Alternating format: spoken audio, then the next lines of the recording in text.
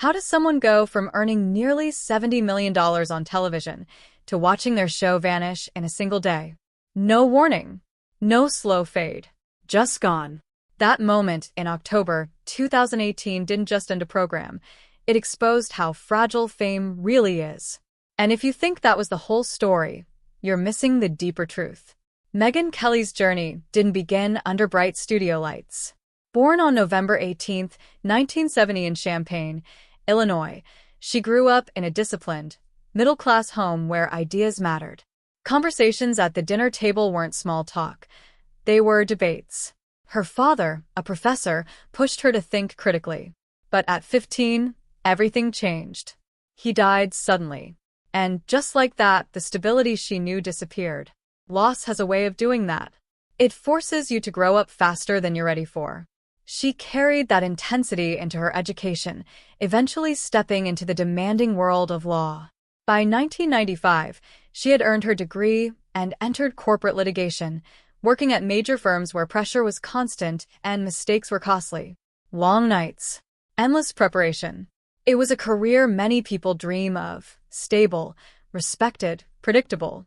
But here's the question she couldn't ignore: what if safe isn't the same as right? In 2003, she made a decision that shocked people around her. She walked away from law. No guarantees, no safety net, just a belief that she belonged somewhere else, closer to the conversations shaping the world. Starting over in television wasn't easy.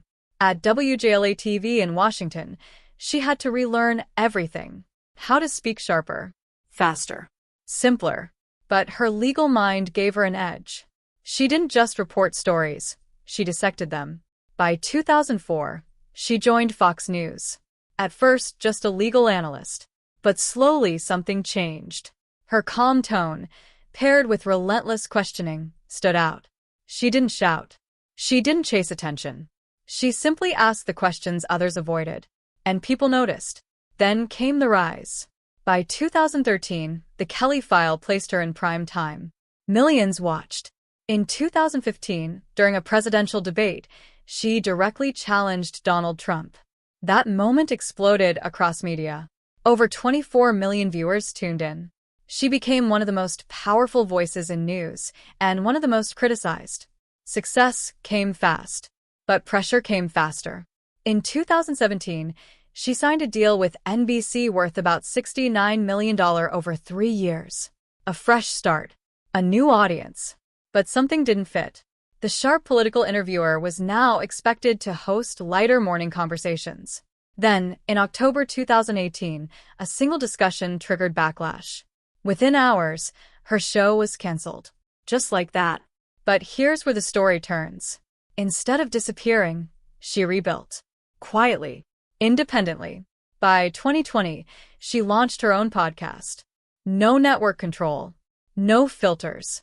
Just her voice. And it worked. Millions tuned in again. But this time on her terms. So what does this tell you? Careers aren't straight lines. They're collisions. Risks. Reinventions. Megyn Kelly didn't just rise and fall. She adapted. Because in a world that can take everything overnight, the real power is knowing how to start again.